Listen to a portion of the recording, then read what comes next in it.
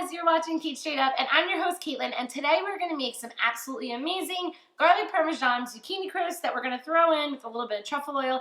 They're going to be absolutely fabulous. I know I say that about a lot of things, but you're really going to love this recipe. I'm actually making this recipe today for my dad. Love you, Dad. He requested it. He saw them in a restaurant in New York City and wanted to see if I could do my own spin on them. So without further ado, this is how I make mine. They're absolutely fantastic. They're easy, and you're going to love them. We're going to start by preheating our oven to 400 degrees, and we are going to slice up our zucchini into some nice ovals like this, if possible. Now, you can use a mandolin. You could just slice them really thin with a knife. Circles would work too, but I kind of, for these crisps, I like to make them a little bit more long, so they're more of an oval shape, just a personal preference. However, you could slice them thin. That's how you should do it. You're then going to lay them out on a cutting board like I am here, and you're going to press out the excess moisture. If you can let them sit on your counter for a couple minutes before you even do this, a lot of the moisture will actually leave your zucchini anyway, so you don't have too much left. But just make sure you press it out, and that's perfect. The next step to these delicious Parmesan and garlic baked zucchini crisps is a little bit of salt and pepper. So I like to hit mine when it's out like this still, because I feel like every piece of zucchini gets a little bit of salt and pepper. So while you have it laid out, go ahead and hit it with your salt and pepper before we add it to our mixing bowl. After that, you're going to just add all of your zucchini into a large mixing bowl, so we can mix it up with the rest of our ingredients. Once we have our zucchini into our mixing bowl, we're going to go ahead and add a little bit of our truffle oil, or I have here a white truffle and extra virgin olive oil blend. We're going to add about 1/4 of a cup total, but we're going to add a little bit and then toss up our zucchini and add the remaining. We want all of our zucchini to have a nice coating of olive oil on it, or a truffle oil, or a blend like I have, because that's how we're going to get our other ingredients to stick to it. So just make sure that all of your zucchini is nicely coated in your oil, and then there's just a few more simple steps.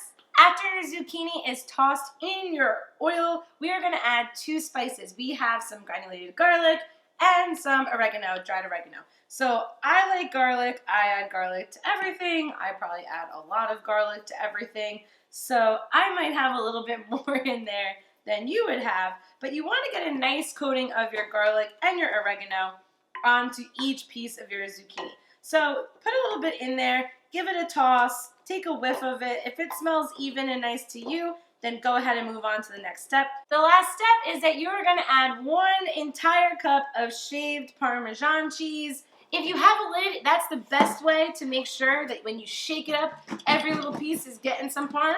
But if you don't, go ahead. See? Look at that. That's nice, right? Yeah, woo! If you don't have a lid, though, in your mixing bowl, go ahead and just toss it again with a spoon. Once you have your zucchini mixed together nice with your garlic, your oregano, and your Parmesan cheese, you're just going to lay them out on a cookie sheet that has a little bit of parchment paper over it, and just give yourself a little bit of room in case some of your cheese melts, and just lay them out like so. Now, I like to give myself a little second chance with the cheese. So let's just say that 1 or 2 of my little zucchinis here were being a little difficult and they don't have as much cheese stuck to it. I just take what's left over in the bowl and I add it back on top of my crisps. So if you are doing like me right now and laying it out, and some of your crisps only have a tiny bit of Parmesan cheese on it and there seems to be a lot left over in your bowl, don't worry, because we are going to go back and make sure all of that ends up on top. So like I said, you might have a little bit left over in your bowl like this, then just go ahead and add that little bit of that shaved cheese back on top to any piece of zucchini that looks like it is missing cheese. Now, one thing that some other recipes might call for that I am not doing here is that we're not adding egg to this recipe, nor are we adding breadcrumbs. And I'm doing that because I want to keep these crisps nice and light and healthy. When you start adding egg and breadcrumbs and everything like that, you don't even realize how quickly the different calories can add up of what you're cooking with. We already have oil on this. We already have a delicious cheese. We're using a truffle oil blend that has such good flavor on its own. We have some spices. Like I said, we got parm. We don't need all that egg and those breadcrumbs. This is going to crisp up just fine, and they're going to be fantastic. Then again, if you want breadcrumbs, add in a little bit of egg, add in some breadcrumbs, and do your thing. Once you feel like your zucchini crisps have enough Parmesan cheese on top, they're going into your 400-degree oven for about 20 minutes. They might take 20 to 25, depending on how much zucchini and cheese you have, but start at 20 and take a peek right after. And these look freaking amazing. Our truffle Parmesan Zucchini Crisps look freaking fantastic. They smell even better. I cannot wait to dig in. They cooked for about 20 to 25 minutes in our 400-degree oven, and they look fantastic. They're not that bad for you. We don't have any heavy oils. We don't have our breadcrumbs. We don't have egg. They are a nice and simple and delicious zucchini crisp for you to enjoy with your summer zucchinis.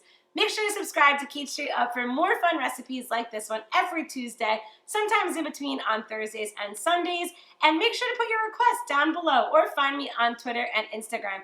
Instagram, guys, make sure to follow me. I'll follow you back, talk to you about your recipes, look at all your delicious food, and we could chat there too. Other than that, guys, I cannot wait to hang out next week, and I will see you then. Bye-bye.